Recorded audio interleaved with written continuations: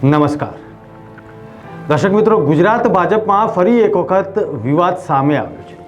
વાત જાણે એમ છે કે કઠલાલ વિધાનસભાના પૂર્વ ધારાસભ્ય અને ભાજપના દિગ્ગજ નેતા કનુભાઈ ડાભીએ એક પત્ર લખ્યો છે અને આ પત્રમાં પોતાનો રોષ ઠાલવ્યો છે. રોષ બાબતે મારી સાથે કનુભાઈ ડાભીની મુલાકાત થઈ ટેલિફોનિક, અને ટેલિફોનિક ઇન્ટરવ્યૂમાં તેમણે એ પણ જણાવ્યું કે આ મારો રોષ છે અને આ લેટર છે તે સાચો છે. તેનું કારણ શું છે તે જાણવાનો પણ પ્રયત્ન મુંબઈ સમાચારે કર્યો. આવો જોઈએ કનુભાઈ ડાભી સાથેની એક્સક્લુઝિવ મુલાકાત. નમસ્કાર, મુંબઈ સમાચારમાં આપનું સ્વાગત છે.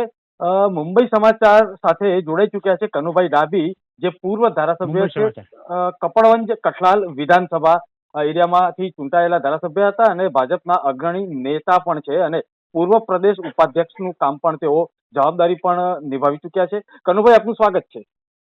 હા હાજી, થેન્ક યુ. એક લેટર વાયરલ થયેલો છે જે આપના નામથી છે. એ સૌથી પહેલા તો એ ખરાઈ કર્યું છે કે આ લેટર સાચો છે કે કોઈએ ડમી બનાવેલો છે? હેલો હેલો કનુભાઈ, હા હા અવાજ પહોંચે છે મારો? હા, ફરી બોલો. આ એક જે લેટર અત્યારે હાલ વાયરલ થઈ રહ્યો છે સોશિયલ મીડિયા ઉપર આપના નામથી, તો એ લેટર બાબતે વાતચીત જ્યારે કરી હોય ત્યારે આ લેટર બાબતે વાત કરતા એવું જાણવા મળ્યું છે કે આ સોશિયલ મીડિયામાં જ્યારે વાયરલ થયો છે ત્યારે આ વિડીયો અથવા તો આ જે કંઈ લેટર આપના નામનો છે તે સાચો છે કે ખોટો છે? ના, એ લેટર સાચો છે અને મારી વ્યથા, મારું દુઃખ વ્યક્ત કરતો આ લેટર છે. જી, અને સાચો છે. સાચો છે. અને જો આ સાચો જ હોય તો આપે લેટરમાં એવું લખેલું છે કે કોંગ્રેસમાંથી આવેલા લોકોને પ્રથમ પ્રાધાન્ય આપવામાં આવે છે. આવું કેમ લાગ્યું તમને? હા, અહીંયા આવું લાગ્યું એટલે મારો દાખલો જ નથી, મેં અનુભવ્યું છે કે કઠલાલ તાલુકામાં, કઠલાલ કપડ વિધાનસભામાં કોંગ્રેસમાંથી જે કેન્ડિડેટ આવ્યા છે, કોંગ્રેસમાંથી ભાજપમાં જે આવ્યા છે, એમને ભાજપના ધારાસભ્ય બનાવ્યા પછી એમનું કલ્ચર, વિચારધારા, એ વિચારધારા અને ભાજપની વિચારધારા આ બંને અલગ છે. અમે તો 2 દાયકાથી ભાજપનું કામ કરીએ છીએ અને કરતા રહ્યા છીએ. છતાં પણ એક દિવસ એવો હતો, મારી અંગત વાત કરું તો કઠલાલમાં જ્યારે હું ચૂંટણી લડ્યો 2007-12માં, 2010માં પેટા ચૂંટણી આવી, એ વખતે કઠલાલ વિધાનસભા અલગ હતી. કઠલાલ વિધાનસભામાં ટોટલી મતદારો લગભગ 12 ગામડા એવા હતા કે ભાજપમાં એક પણ વોટ નાખવો મુશ્કેલી પડતી હતી. ભાજપનો ખેસ પહેરીને પણ જવામાં મુશ્કેલી પડતી હતી. ભાજપનો ખેસ પહેરીને જાઓ એટલે લોકો ગામમાં ના ઘૂસવા દે. એ ખેસ અમારે ગાડીમાં ડેકીમાં રાખવો પડતો હતો અને ગામમાં અમે જતા હતા. અને પછી અમે ભાજપની વાત મૂકીએ તો લોકો એવું કહેતા કે તમે ભાજપ વાળાને અમારા ગામમાં નહીં આવવું. છતાં પણ અમે તમારા માટલાનું પાણી પીવા અમે આવ્યા છીએ, માટલાનું તમે પાણી પીવો. આમ કરીને ધીરે ધીરે ચા પીએ, બેઠક ઉઠક ધીરે ધીરે કરીને અમે એમને વાતો મૂકી. અને એ પાછું નરેન્દ્રભાઈ મને ટિકિટ આપ્યા પછી આ જે 10-12 ગામડાઓ હતા એ કમિટેડ વોટ હતા. કમિટેડ વોટ એટલે 30,000 થી 35,000 મતની વોટ બેંક હતી. એ ભાજપની વોટ બેંક ફેરવવા માટે, કોંગ્રેસના મતદારોને ભાજપ ફેરવા માટે જહેમત કરવી પડી. એ જહેમત મેં રાત દિવસ પરસેવો પાડીને, હું એકલો નહીં, મારી આખી જૂની ટીમ, કોંગ્રેસના કાર્યકર્તાઓ, ભીડ કાર્યકર્તાઓ, જૂના કાર્યકર્તાઓ હતા, એ બધાના સાથે રાખીને એ વખતે ગાળાગાળી થતી હતી, બોલાબોલી, ઉગ્ર વાતાવરણ થતું હતું. છતાં પણ સહન કરીને નરેન્દ્રભાઈની વાત, હિન્દુત્વની વાત લઈને અમે જતા હતા અને એ લોકોના મગજમાં ઉતારતા હતા. ને એ વખતે સૌથી વધારે લીડથી હું જીતેલો હતો. અને આઝાદી પછી પહેલી જ વખત અહીં કઠલાલમાં કમળ ખેલેલું હતું. ઐતિહાસિક સીટ હતી આ. અને ઐતિહાસિક નિર્ણય નરેન્દ્રભાઈ લીધેલો કે નાના કાર્યકર્તાના, પાયાના કાર્યકર્તા અને ગ્રાઉન્ડ લેવલ ગામડાના વ્યક્તિને ટિકિટ આપી. એ ઐતિહાસિક એનો નિર્ણય હતો અને એ કરીને બતાવ્યું. અને નરેન્દ્રભાઈ જ્યારે એનો જન્મદિવસ હતો એ દિવસે કમળ અમે જીતાડીને 17 તારીખે અમે કમળ જીતાડીને એમને આપેલું હતું.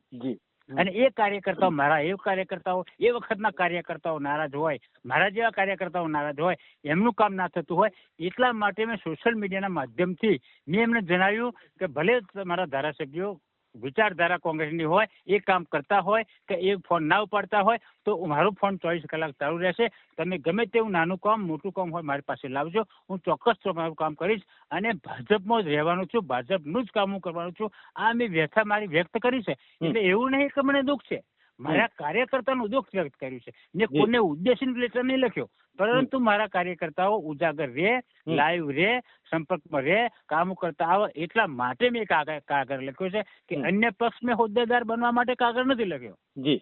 કનુભાઈ, આ કાગળ ની વાત જ્યારે આપણે આવતી હોય ત્યારે તમે તમારી વ્યથા જે ઠાલવી છે અને મનમાં નિરાશા અને દુઃખ પણ અનુભવ્યું તેવું તમે અંદર લખેલું જ છે. મને એક વાત સમજવી છે કનુભાઈ કે સ્થાનિક સ્તરે જૂથવાદ નો ઉલ્લેખ કરેલો છે, તો કેવા પ્રકારનો જૂથવાદ ત્યાં આગળ ચાલી રહ્યો છે? ખાલી એ જૂથવાદ એટલે એવું છે કે ભાજપ અને કોંગ્રેસ, અને ભાજપમાં બે ભાગ પડી ગયા. પહેલા તો એક જ ભાજપ હતું, એક જ ભાજપ હતું. ભાજપમાં જૂથવાદ ક્યારે થયો કે કોંગ્રેસના મિત્રો અંદર આવ્યા એટલે ભાજપમાં બે ભાગ પડ્યા એટલે જૂથવાદ થયો. અને આ જૂના ભાજપનું, આ નવા ભાજપનું, આ બે જૂથ થયા. આ બે જૂથનું કામ કરવું હોય તો જૂના ભાજપનું જે પીઢ કાર્યકર્તાનું કામ થતું નહીં, અને નવા જે આવેલા હોય એમનું કામ થાય છે. આ જૂથવાદ હાલમાં નડી રહ્યો છે, એટલા માટે મેં દુઃખ વ્યક્ત કર્યું છે. હા કનુભાઈ, એક વાત બીજી એક સમજવી છે મારે કે જ્યારે આ જૂથવાદની વાત હોય અને આપે આપની લાગણી જ્યારે આ લેટરમાં વ્યક્ત કરી હોય ત્યારે એક સમય એવો પણ આવ્યો થોડા વર્ષોમાં કે કોંગ્રેસમાંથી ભાજપમાં આવેલા જે કાર્યકર્તાઓ હોય તેમનું પ્રાધાન્ય આપવાની વાત આપે લેટરમાં લખી છે, પરંતુ જે અત્યારે હાલ વિપક્ષ છે તે પણ એક કટાક્ષમાં એવું કહી રહ્યા છે કે જૂના ભાજપના કાર્યકર્તાઓ જેમણે ખુરશી સાફ કરવાની અને ખુરશી ઉપર અત્યારે હાલ આવેલા બેસી રહ્યા છે. વાત સાચી છે? હા, અત્યારે આવેલા છે ને એ રાજ કરી રહ્યા છે, અને જૂના છે એ હોશિયાર છે, એટલે નવા આવેલા છે એમને હોશી ઉડાવવાના જ છે. સતત પણ નરેન્દ્રભાઈના પગ મજબૂત કરવા હોય તો નરેન્દ્રભાઈને મજબૂત કરવા હોય તો આપણે જૂના કાર્યકર્તાને સાથે રાખવા જ પડશે. એમને કંઈક વ્યથા હોય એ દૂર કરીને એમને થાબડીને તો લેવા પડશે, કારણ કે દેશ આખો ચાલતો હોય, દેશ ચલાવવાનો હોય નરેન્દ્રભાઈના નામથી લોકો વોટ આપણને આપતા હોય તો નારાજને તો આપણે સાથે લેવા જ પડે. એના માટેનો પૂર્વ ધારાસભ્ય તરીકે નારાજ વ્યક્તિઓ માટે હું બેઠો જ છું 24 કલાક, અને ભાજપનું કામ કરવાનો જ છું, અને ભાજપ કદાચ હું છોડવાનું નહીં. અને કોંગ્રેસમાં જે આવેલા છે એ ભાજપ આવા છોડી દે, જૂના કાર્યકર્તાઓ છોડી દે એવું આયોજન કરી રહ્યા છે. સત્તા પણ અમે ભાજપ તો નહીં છોડવાના. છેલ્લો એક પ્રશ્ન છે કનુભાઈ કે આ વાયરલ થયો છે આખો લેટર, તમારી વ્યથા પણ વાયરલ થઈ છે અને પ્રદેશ કક્ષાએથી કદાચ કોઈક એવા શિક્ષાત્મક પગલા લેવાય તો શું કરશો? હવે પક્ષથી વિરોધમાં છે નહીં, કોઈ સ્ટેટમેન્ટ અમારે પક્ષથી વિરોધમાં છે. પ્રદેશ ખોટું કરી રહી છે કે જિલ્લા સંગઠન ખોટું કરી રહી છે એવું કઈ આમ છે જ નહીં. પણ એટલું છે કે કોંગ્રેસમાંથી જે આવેલા છે એમને એ કામ કરતા નહીં, અને એ કાર્યકર્તાને ઉજાગર કરીએ છીએ. પાર્ટી વિરુદ્ધનું કશું છે નહીં. પાર્ટી એક્શન કેવી રીતે લે કે પાર્ટી વિરુદ્ધ આપણે બોલતા હોય તો એક્શન લઈ શકે ને. જી. કનુભાઈ, આપ મુંબઈ સમાચાર સાથે જોડાયા અને અમારી સાથે વાતચીત કરી ખુલ્લા મને, તે બદલ હું આપનો આભાર માનું છું. Thank you. આવજો.